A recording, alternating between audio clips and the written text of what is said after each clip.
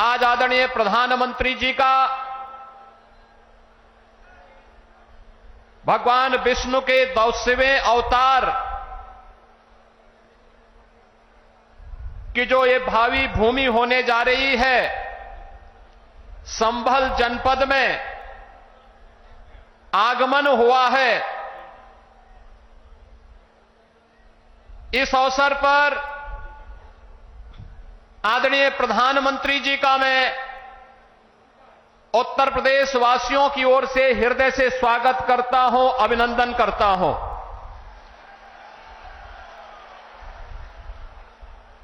अयोध्या में 5 सदी के इंतजार को समाप्त करने के उपरांत प्रभु श्री रामलला के भव्य मंदिर को बनाने और रामलला को विराजमान करवाने के उपरांत पहली बार संयुक्त अरब अमीरात के अबू धाबी में भगवान श्री नारायण के ही भव्य मंदिर के भव्य उद्घाटन कार्यक्रम के उपरांत आदरणीय प्रधानमंत्री जी का आगमन इस संभल जनपद में हुआ है।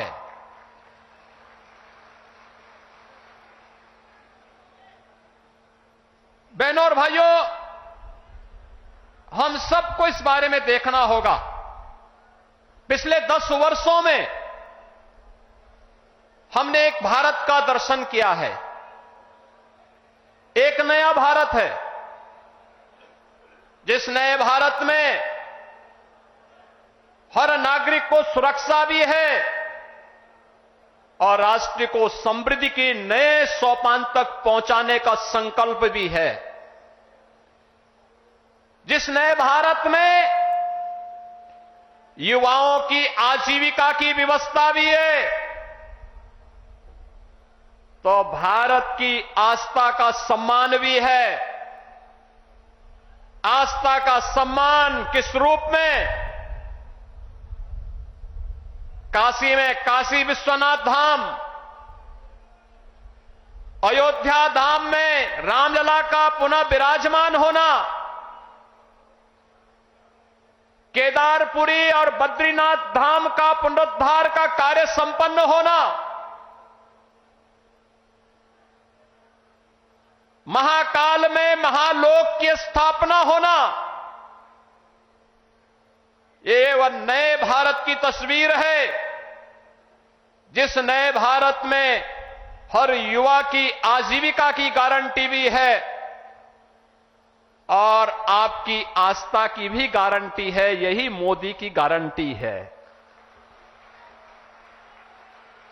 भाइयों बहनों, ये आस्था का सम्मान जिन लोगों ने आस्था के साथ लगातार खिलवाड़ किया, वे न आजीविका ही दे पाए और न भारत की आस्था को ही सम्मान दे पाए। आज तो भारत की विरासत भी सम्मानित होती है वैश्विक मंच पर। जब योग को वैश्विक मान्यता मिलती है और 21 जून की तिथि को दुनिया के लगभग 200 देश एक साथ जब भारत के अंदर किसी एक स्थान पर प्रधानमंत्री मोदी जी के नेतृत्व में करोड़ों भारतीय योग की इस विधा के साथ जुड़ते हैं, तो दुनिया के 200 से अधिक देश भी भारत की ऋषि परंपरा के इस प्रसाद के साथ जुड़ते हैं। कुंभ का आयोजन यूनेस्को के द्वारा मानवता के मूर्त सांस्कृतिक धरोहर के रूप में से मान्यता देना हो, या फिर अबू धाबी में भी किसी हिंदू मंदिर का होना, जो कभी कल्पना थी आज वह साकार हो रही है। यही नहीं, भारत के अंदर जो पहले असंभव था आज वह संभव हुआ है। जो पहले नामुमकिन था आज मुमकिन हुआ है, और वह इसलिए हुआ है क्योंकि आपके पास एक यशस्वी नेतृत्व है, जो भारत को समझता भी है, भारत को यशस्वी नेतृत्व भी देने की क्षमता रखता है और वह यशस्वी नेतृत्व वैश्विक मंच पर भी पूरी मजबूती के साथ भारत के गौरव और भारत के सम्मान को बढ़ाता है। और ये हम सब इस बात के लिए गौरवान्वित महसूस करते हैं जब प्रधानमंत्री मोदी जी का सम्मान दुनिया के मंच पर होता है। पूरी दुनिया उन्हें आशा भरी निगाहों से देख रही है। जिसके लिए भारत भारत कहलाता था, आज आजादी के बाद पहली बार 140 करोड़ की आबादी का भारत इस चीज को महसूस कर रहा है। आज सीमाएं सुरक्षित हुई हैं तो भारत के अंदर भी हर तबके का व्यक्ति अपने आप को सुरक्षित महसूस करता है। यह संबल क्षेत्र हम सब जानते हैं, यहां पर खेती किसानी के साथ ही इस पूरे क्षेत्र के विकास को लेकर के यहां की कारीगरी और हस्तशिल्प को भी प्रधानमंत्री मोदी जी ने आगे बढ़ाने का काम किया।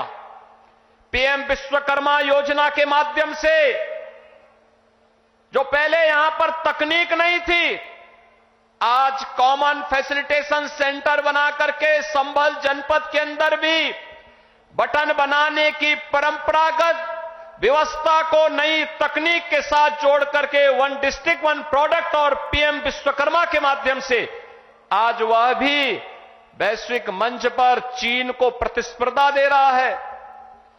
मुरादाबाद का ब्रास का आइटम हो या अमरोहा का ढोलक, यह एक नई पहचान के साथ आगे बढ़ रहा है।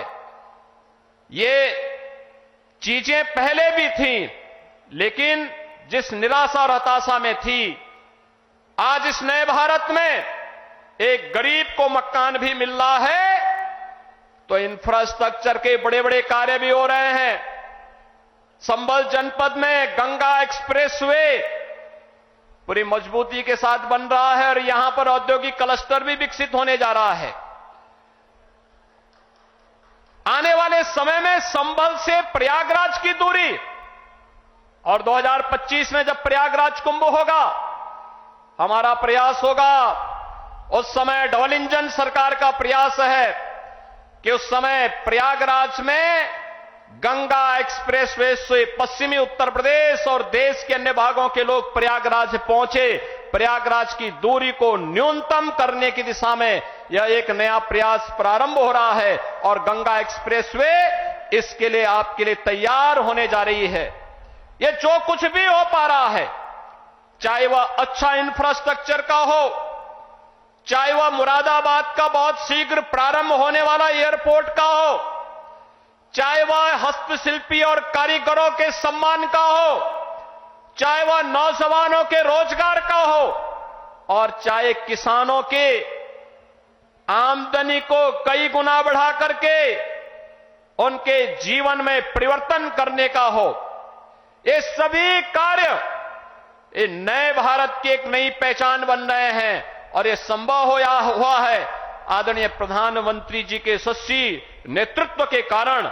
आज प्रधानमंत्री जी का आगमन इस भगवान विष्णु के 10वें अवतार के रूप में भगवान कल्कि, जिन्हें भारत के शास्त्रों ने, चाहे वह महाभारत हो, श्रीमद् भागवत महापुराण हो, स्कंद पुराण हो, विष्णु पुराण हो या अन्य जितने भी ऐसे महत्वपूर्ण शास्त्र हैं जिनका बहुत स्पष्ट कहना है कि कलयुग और सतयुग की संधि काल में, युगाब्द के अंत में भगवान कल्कि का अवतार अवश्य होगा और इस धराधाम में पुनः सनातन धर्म की स्थापना का जो कार्य उस समय अधूरा रह गया है वह उनकी कृपा से संपन्न होगा। तो ये मान करके चलिए कि अयोध्या धाम में रामलला के विराजमान होने के बाद प्रधानमंत्री जी ने जो शुरुआत की है, यह वहां से उसकी शुरुआत है और यह होकर के रहेगा। आज आदरणीय प्रधानमंत्री जी शिला रखने के लिए स्वयं इस कल्की धाम के इस आयोजन में यहां पर उपस्थित हुए हैं, मैं आप सभी श्रद्धालुजनों से, प्रदेशवासियों की ओर से आदरणीय प्रधानमंत्री जी का संबल जनपद की इस धरती पर हृदय से स्वागत करता हूं, अभिनंदन करता हूं। धन्यवाद। जय जय श्री राम।